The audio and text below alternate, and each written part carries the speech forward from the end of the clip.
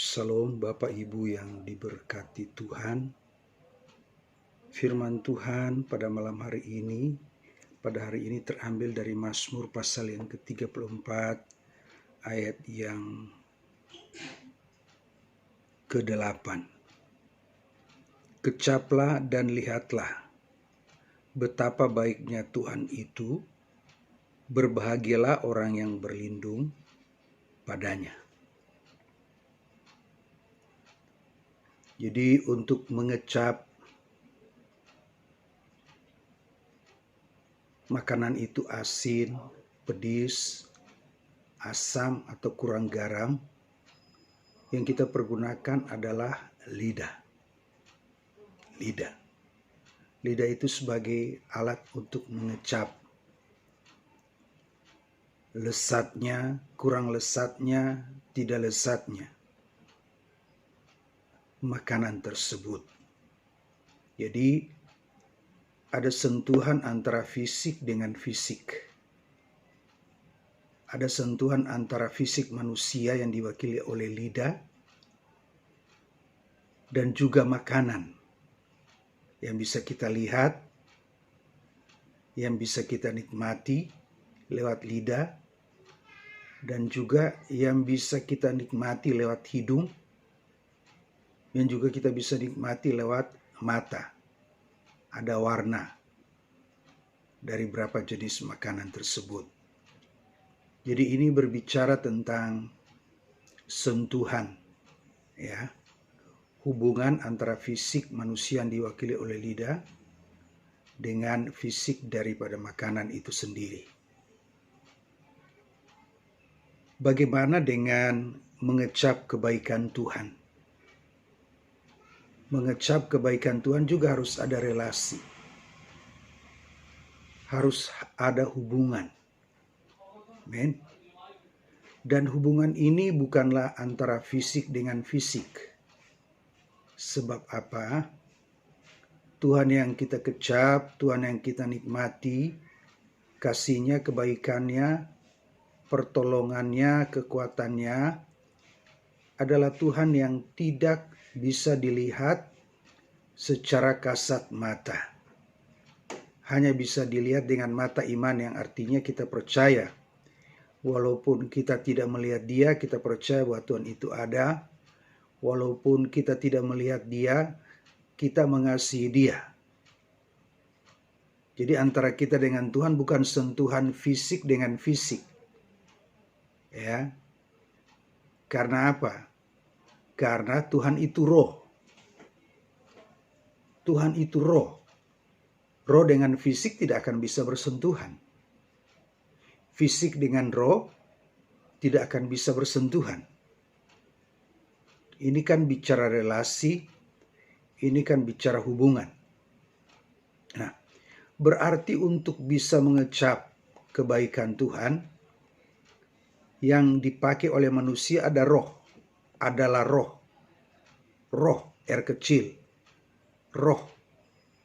Jadi ketika Tuhan menciptakan manusia, setelah Ia selesai mengukir, membentuk lembaga tubuh manusia yang berasal dari debu, kemudian Dia menghembuskan nafas.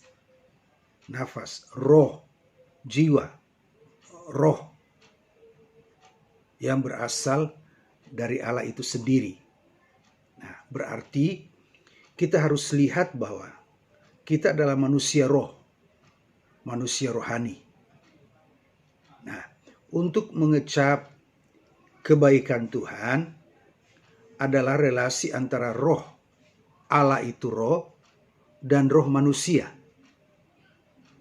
Ya, saya ulangi. Untuk bisa mengecap kebaikan Tuhan adalah ini hubungan antara Allah itu roh, ya, dan roh manusia. Fisik manusia bisa dilihat, tetapi roh manusia tidak bisa dilihat. Sudah barang tentu roh yang bisa mengecap kebaikan Tuhan, mengalami kebaikan Tuhan, menikmati kebaikan Tuhan, ya, adalah roh manusia yang sudah dihidupkan. roh manusia yang sudah dihidupkan. Berarti dulunya mati. Mati karena apa? Mati karena dosa. Kematian pertama, kematian rohani, yaitu terputusnya hubungan antara Allah dan manusia. Kematian kedua adalah kematian jasmani, terpisahnya roh manusia dari tubuh. Dan kematian ketiga adalah kematian kekal, yaitu di neraka yang kekal. Di dalam Galatia Paulus berkata, hiduplah oleh roh. Roh siapa? Roh Allah, Roh Kudus, Roh Yesus Kristus. Hiduplah oleh roh berarti roh itu menghidupi roh manusia. Berarti roh Allah, Roh Kudus itu menghidupi, membangkitkan, menguatkan, memberikan semangat terhadap roh manusia. Dihidupkan berarti dalam posisi manusia sedang berada pada keadaan mengalami kematian rohani. Mengalami kematian rohani. Oleh sebab itu, roh manusia yang berada dalam keadaan tidur, dalam keadaan mati, letih, lesu, tidak memiliki semangat, tidak memiliki gairah, itu harus dihidupkan. Dihidupkan oleh roh. Amen. Dihidupkan oleh roh. Supaya roh manusia yang dulunya mati, kemudian sekarang dihidupkan, dibangkitkan kembali, itu bisa membangun hubungan, relasi antara roh manusia dengan roh Allah. Allah itu roh. Pada saat terjalinnya kembali hubungan, relasi antara Allah dengan manusia, hubungan relasi antara Allah dengan manusia, maka pada saat itulah manusia bisa mengecap betapa baiknya Tuhan itu. Roh manusia yang dulu mati sekarang dihidupkan, dibangkitkan, diberikan semangat, diberikan api. Itulah yang dapat menikmati, mengalami kebaikan Tuhan. Relasi, hubungan. Oleh sebab itu, kata hubungan merupakan kata yang sangat penting di dalam keselamatan. Jadi terbangun kembali. Kita kan pernah mendengar KKR, kebangunan rohani. Ya, yang namanya KKR, kebangunan rohani itu kan yang dibangun bukan fisik manusia. Ya. Sekalipun ada tanda-tanda mujizat.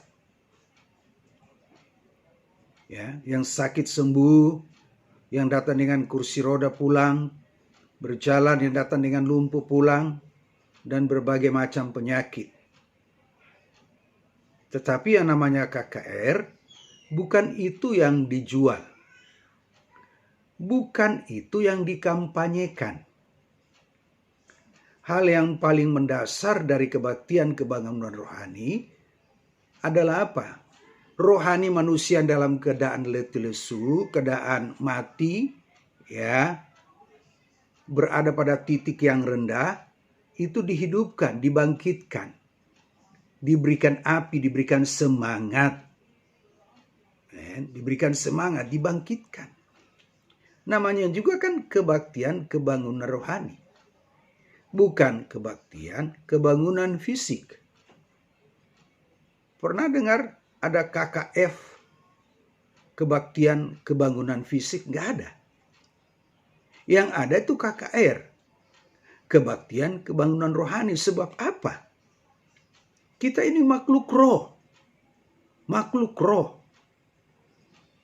Jadi roh manusia yang dalam keadaan mati itu dibangkitkan, dibangunkan, kebaktian kebangunan rohani. Memang KKR itu biasanya berawal, ada awalnya. Contoh, satu tim penginjilan datang ke satu daerah. Ya. Kemudian mereka tinggalkan. Dan tim penginjilan yang datang di satu daerah ini kan paling banyak adalah daerah yang sudah Kristen. Daerah yang sudah mengenal Tuhan. Ya. Jadi yang namanya KKR itu harus bisa dialami setiap hari. Amin. Kebaktian kebangunan rohani itu harus dialami setiap hari. Ya. Kalau tidak setiap hari, begitu KKR malam ini, kemudian tim penginjilan dari satu daerah tinggalkan daerah itu, dan kalau tidak ada lagi tim penginjilan datang bikin KKR di satu daerah, berarti selama 6 bulan roh orang-orang yang mengikuti KKR itu dalam keadaan mati dong. Lesu, patah semangat. Nah, oleh sebab itu KKR itu harus dialami setiap hari. Harus bisa terjadi setiap hari. Setiap hari kita harus mengalami kebangunan rohani, kegerakan rohani. Kan roh kita sudah dibangkitkan, sudah dihidupkan. Ada Roh Kudus juga, Roh Allah di dalam diri kita. Jadi setiap hari hubungan kita dengan Tuhan dalam doa pribadi, dalam pertemuan ibadah, ya, dalam hadirat Tuhan, ketika setiap hari kita berlutut menyembah Tuhan, itu bertujuan supaya apa? Terjadi kegerakan rohani, penyegaran iman. Itu tujuannya supaya apa? Roh kita terus berapi-api, bernyala-nyala. Memiliki semangat, gairah surgawi itu tetap ada. Jadi kegerakan rohani, kebangunan rohani itu sudah tidak lagi berbicara tentang keterlibatan sebuah tim penginjilan, keterlibatan sebuah gereja, tetapi berbicara tentang keterlibatan pribadi dengan Tuhan. Saya dengan Tuhan, saudara dengan Tuhan. Dan itu harus setiap hari. Ini sudah perkara antara kita dengan Tuhan, antara Tuhan dengan kita. Sehingga setiap hari kita mengalami kebangunan rohani, kegerakan rohani. Karena lewat baca firman, kita mengalami Tuhan, mengecap kebaikan Tuhan. Amin. Lewat doa, hadirat Tuhan yang begitu kuat, pengurapan Roh Kudus, kepenuhan Roh Kudus yang harus kita alami setiap hari. Itu membuat kita mengalami kegerakan rohani, kebangunan rohani.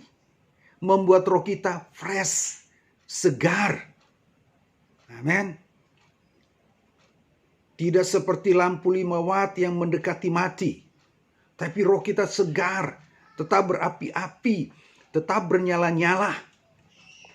Roh yang segar, roh yang hidup, roh yang terus dibangkitkan dapat mengikuti irama pergerakan Tuhan. Tetapi kalau kita patah semangat, roh kita patah semangat. Roh kita tidak memiliki semangat. Kita nggak bisa mengikuti langkah Tuhan, pergerakan Tuhan, mengikuti irama Tuhan.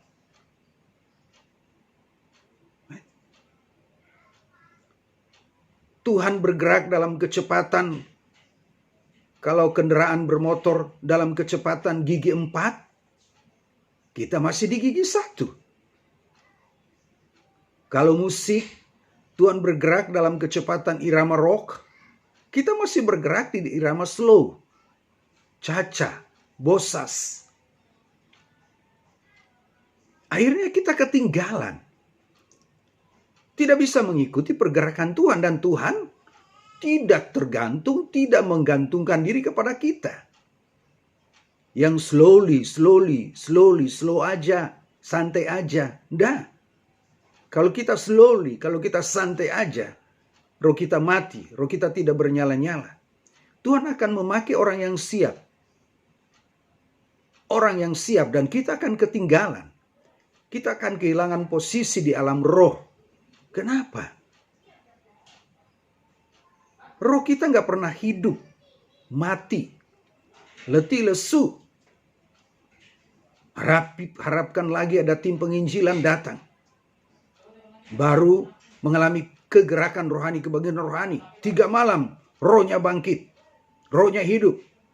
Setelah tim penginjilan pergi dari satu daerah, rohnya mati. Mendekati 5 watt. Mati hidup. Kayak kunang-kunang. Kenapa? Padahal kekristenan itu kan bicara hubungan pribadi dengan Tuhan. Nah, seharusnya kita sebagai imam dapat menjaga api Tuhan. Kalau Harun dan anak-anak menjaga api Tuhan, korban bakaran yang sudah ditaruh di atas mezbah, setiap pagi imam harus menjaga, menaruh kayu bakar, menaruh kayu api supaya apa? Api yang di mezbah itu tidak mati. Kenapa? Karena terus dikasih kayu bakar, dikasih kayu. Tetap terjaga. Suhunya panas. Karena apa? Imam itu menjaga api yang di mezbah itu tetap bernyala. Nah, kita kan imam. Kita semua itu imam. Tidak ada standar ganda dalam gereja. Semua imam. Imamat yang rajani. Tidak ada tuh. Bukan hanya pendeta yang imam. Semua jemaat imamat yang rajani. Yang sudah ditebus oleh darah Kristus yang mahal. Kita semua imam. Karena kita semua imam. Kita bisa berurusan langsung dengan Tuhan. Kalau zaman dulu, imam itu perantara antara manusia dengan Tuhan. Sekarang imam besar itu sudah kembali ke surga, Yesus. Dan dia sudah menggenapi semua pekerjaan yang dikerjakan oleh Imam Harun. Oleh sebab itu, seharusnya tidak ada lagi pakai pengantara. Kan ada orang yang pendeta-pendeta yang mengkhususkan diri. Oh, kalau apa-apa telepon saya, hubungi saya ya.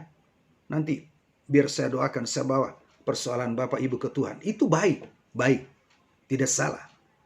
Tetapi itu akan menjadi salah bagi jemaat kalau apa? Dia tidak bisa berperkara langsung dengan Tuhan.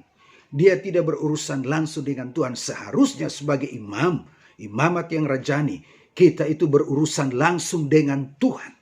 Kita perkarakan hidup kita dengan Tuhan. Perkarakan kesucian kita. Perkarakan kekudusan kita.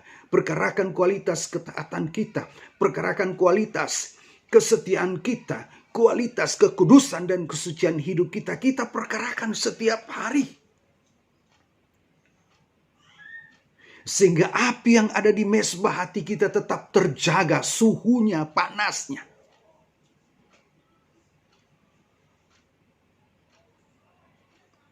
Bapak Ibu, di situ baru kita bisa mengecap kebaikan Tuhan. Amin. Kenapa Allah itu roh? Roh. Fisik kita nggak bisa mengecap Allah itu roh. Yang bisa mengecap Allah itu roh adalah apa? Roh manusia. Oleh sebab itu di dalam Yohanes 4, Allah itu roh, menyembah dalam roh dan kebenaran. Roh itu adalah roh R kecil. Menyembah dalam roh dan kebenaran. Amin Bapak Ibu. Kita baca dulu. Apa kata Yohanes 4.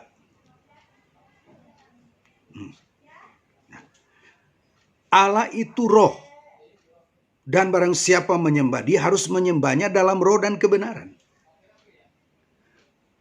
Kata roh R besar sedang menjelaskan keberadaan Allah. Yang gak bisa dilihat mata, gak bisa disentuh oleh fisik.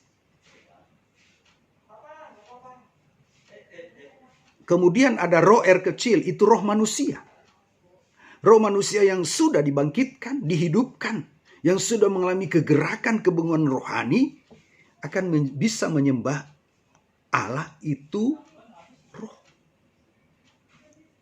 Jadi yang bisa mengecap kebaikan Tuhan itu roh manusia yang sudah ditebus, yang sudah dihidupkan, yang sudah dibangkitkan. bukan fisik manusia. Amin.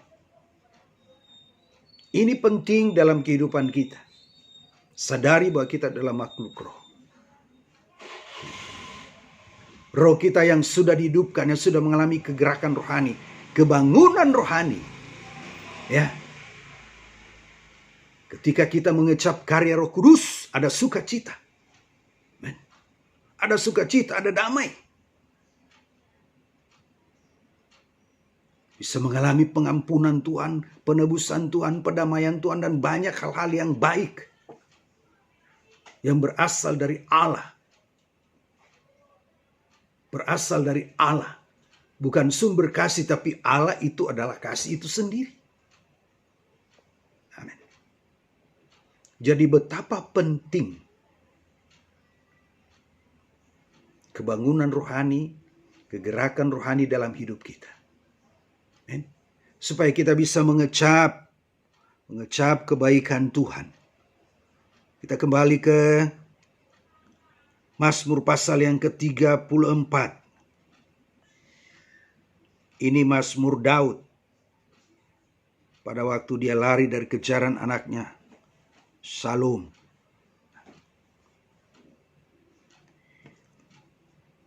Jadi untuk bisa mengecap kebaikan Tuhan, roh kita harus dibangkitkan. Roh kita harus dihidupkan. Roh yang dihidupkan, roh yang dibangkitkan, ya, akan memuji Tuhan. Mazmur 34 ayat 1 dan 2. Dari Daud pada waktu ia pura-pura tidak waras pikirannya di depan Abimelek, sehingga ia diusir lalu pergi. Aku hendak memuji Tuhan. Pada segala waktu puji-pujian kepadanya tetap di dalam mulutku. Amin. Jadi untuk bisa mengecap kebaikan Tuhan, harus ada pujian. Yang memuji kita itu roh kita, hati kita, batin kita. Tepuk tangan itu hanya gerakan. Tepuk tangan itu hanya gerakan akibat dari roh yang sudah dibangkitkan, roh yang sudah dihidupkan. Tepuk tangan itu hanya ekspresi dari kegerakan rohani, kebangunan rohani. Amin.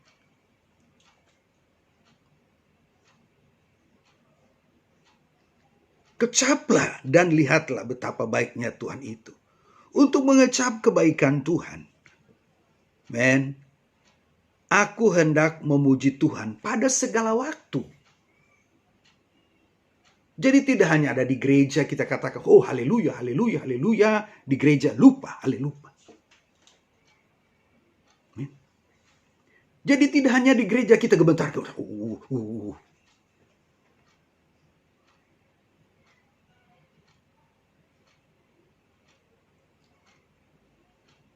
Di luar gereja, pada waktu menghadapi pencobaan, tidak ada lagi getaran. Tidak ada getaran. Silent. Buat dosa secara senyap.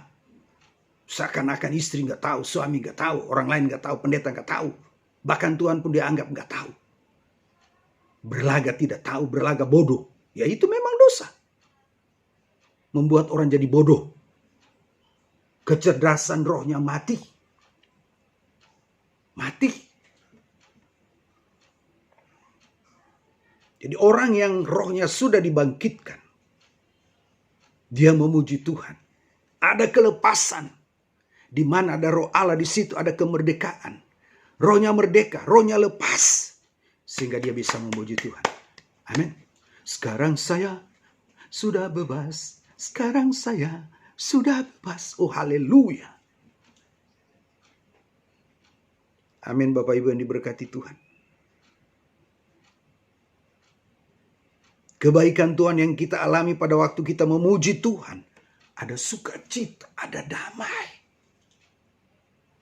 Ada kelegaan. Yang umum ya, yang umum.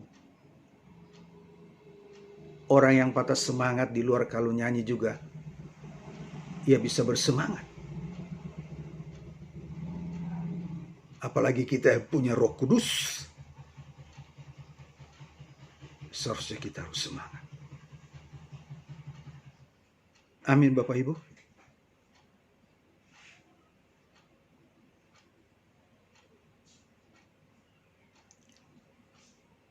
Jadi harus memuji Tuhan segala waktu. Tidak hanya di gereja, tidak hanya di persekutuan doa, di kantor, di rumah, ibadah-ibadah tengah minggu kategorial, tapi segala waktu. Segala waktu itu artinya pada waktu kita menghadapi pencobaan. Iblis ingin merusak iman kita, kesetiaan kita. Kesetiaan kita pada keluarga, kesetiaan kita pada Tuhan. Kita memuji Tuhan. Ada kuasa dalam darahnya, darah domba Allah. Ada kuasa dalam darahnya, darah anak domba Allah. Amin. Pada waktu iblis ingin merusak iman kita, dalam nama Yesus, dalam nama Yesus ada kemenangan. Jadi memuji Tuhan pada segala waktu artinya pada waktu sedang menghadapi krisis ekonomi. Jangan kamu khawatir, burung di udara dia pelihara. Amin. Pada waktu sedang menghadapi krisis kesehatan, dalam nama Yesus, dalam nama Yesus, ada kemenangan, ada kesembuhan. Amin Bapak Ibu. Itu pujian segala waktu. Jadi memuji Tuhan itu tidak hanya sekedar di haleluya, haleluya, haleluya di gereja, enggak. Yang memuji Tuhan itu totalitas hidup kita, perbuatan kita pun harus memuji Tuhan. Artinya kita memberikan penghormatan yang sangat tinggi, lebih dari apapun dan siapapun. Jadi memuji Tuhan. Yang pertama, roh harus dihidupkan. Yang kedua, memuji Tuhan.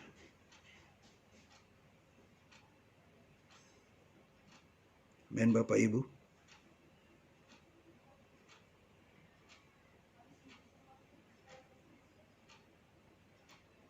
Kemudian mencari Tuhan. Ayat 5. Aku telah mencari Tuhan, lalu ia menjawab aku dan melepaskan aku dari segala kegentaranku. Mencari Tuhan.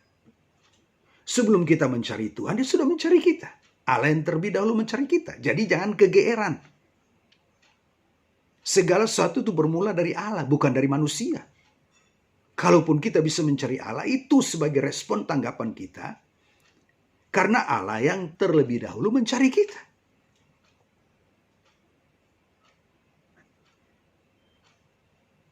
Yang kita cari adalah kehendaknya. Yang kita cari adalah rencananya. Yang kita cari adalah kemauan Tuhan untuk kita. Yang kita cari adalah apa yang harus kita buat menurut kehendak dan kemauan Tuhan. Dan itu kita jumpai di dalam firman Tuhan.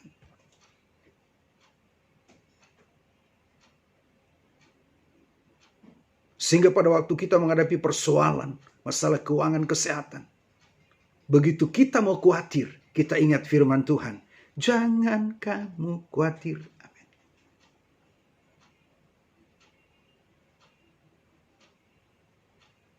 Amin Bapak Ibu yang diberkati Tuhan. Cari Tuhan.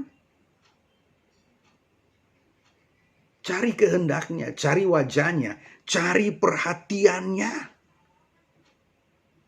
Karena di dalam ayat yang ke-6, tunjukkanlah pandanganmu kepada Tuhan. Mencari Tuhan pandanganmu. Arahkan pandanganmu. Fokusmu harus kepada Tuhan. Dari mana datang pertolongan? Dari Tuhan yang menjadikan langit dan bumi. Kenapa? Karena kita mengarahkan pandangan mata iman kita kepada Tuhan. Walaupun kita nggak lihat, kita percaya karena hidup ini bukan karena melihat, tapi karena percaya. Karena kita percaya, kita mengasihi Dia.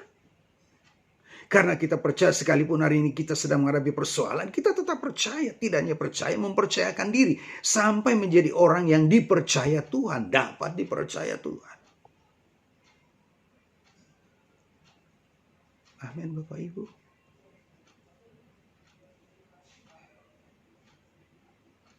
Yang keempat,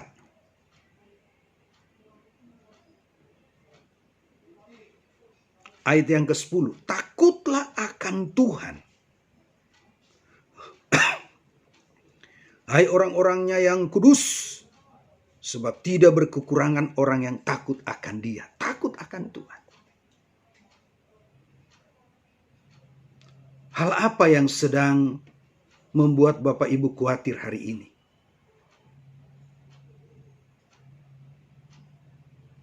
Khawatir tentang makan, minum, pakai, tentang hidup, tentang tubuh?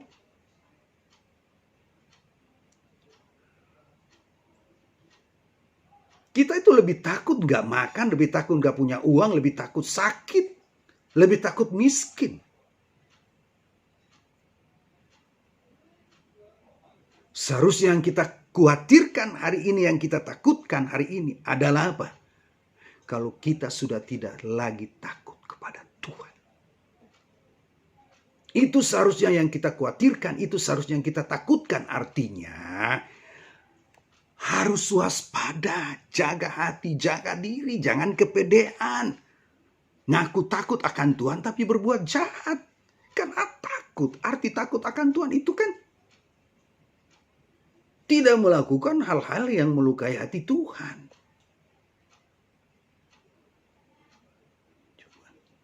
Coba renungkan.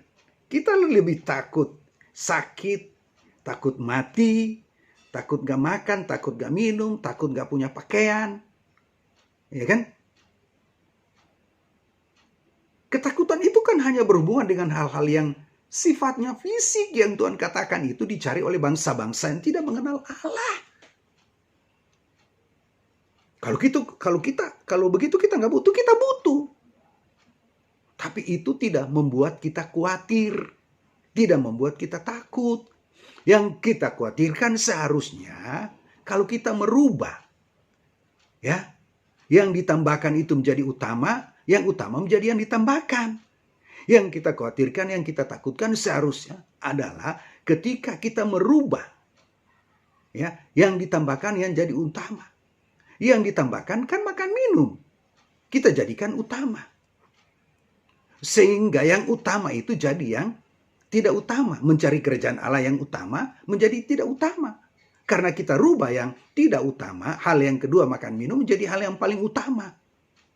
Seharusnya itu yang kita takuti.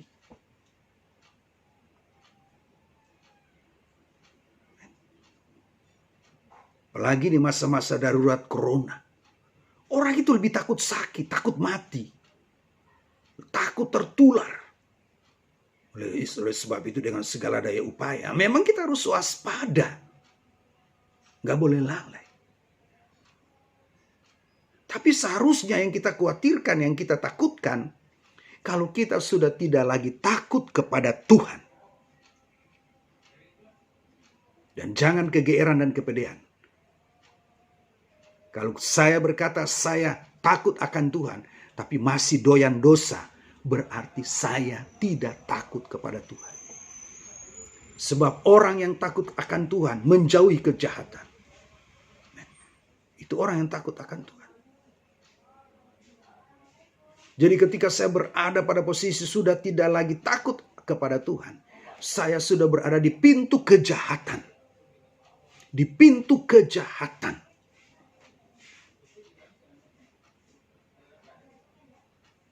Jadi harus koreksi diri. Hari ini yang harus kita takuti bukan lagi soal makan, minum, pakai, soal sakit, penyakit, standar. Tidak boleh melalaikan tanggung jawab, kerja, dabung, duit, jaga kesehatan. Tetapi itu bukan karena kita takut, kita khawatir, itu nggak boleh. Tapi kalau kita mau takut, takutlah akan Tuhan. Orang yang takut akan Tuhan gak mungkin khawatir, gak mungkin takut. Karena dia tahu siapa yang dia takuti, siapa yang dihormati. Amin. Di 4 hal inilah yang membuat kita bisa mengecap betapa baiknya Tuhan. Roh kita yang mati harus dihidupkan. Kemudian orang yang rohnya hidupkan, dibangkitkan, dia akan memuji Tuhan. Kemudian apa? Ia akan mencari Tuhan. Dan kemudian apa? Takut akan Tuhan. Ada kegentaran yang kudus, ada ketakutan yang kudus.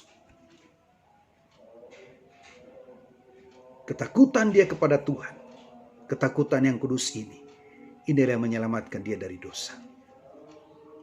Sekalipun ada peluang untuk jatuh, dan peluang itu tidak dilihat oleh pendeta, dilihat istri, dilihat anak, dilihat suami, gak ada yang tahu.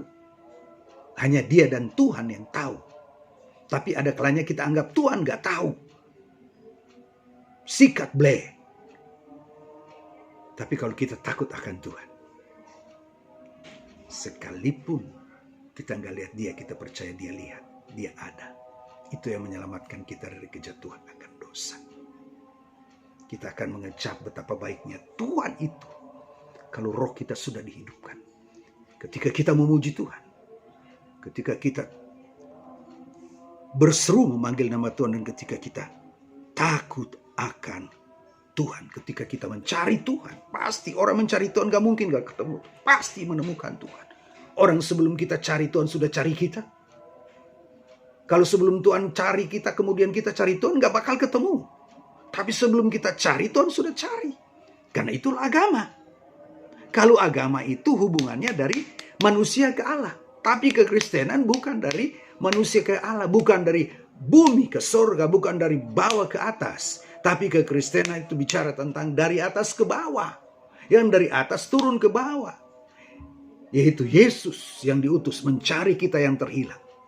Jadi setiap orang mencari Tuhan pasti ketemu Tuhan. Sebab apa? Sebelum kita mencari dia, dia sudah mencari kita. Amin. Tuhan berkati.